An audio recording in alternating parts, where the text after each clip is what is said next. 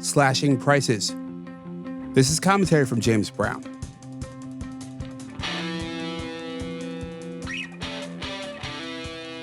In a move to draw shoppers feeling the pinch from high prices, Target has announced price cuts.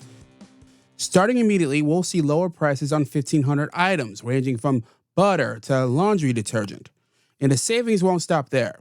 Target plans to reduce more than 5,000 items. For example, a 75 count of Clorox wipes will go from $5.79 to $4.99. And a pound of Good and Gather unsalted butter is going from $3.99 to $3.79. Other big retailers like Walmart, Ikea, and Aldi are cutting prices too. But before we celebrate, and boy, we need to celebrate this, we should stop and ask two questions.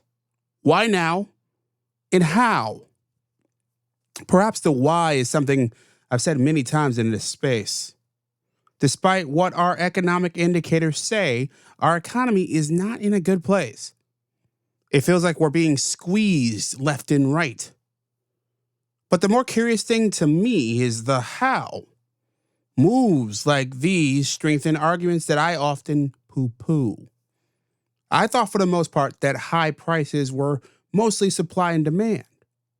But maybe I was too optimistic. Moves like this point to companies keeping prices and profits high for the hell of it. As Grandma once said, sounds too much like sense. What do you think? Let me know in the comments and support my work at jamesbrowntv.substack.com. And if you like what I'm doing, share this with a friend. On that note, I'm James Brown, and as always, be well.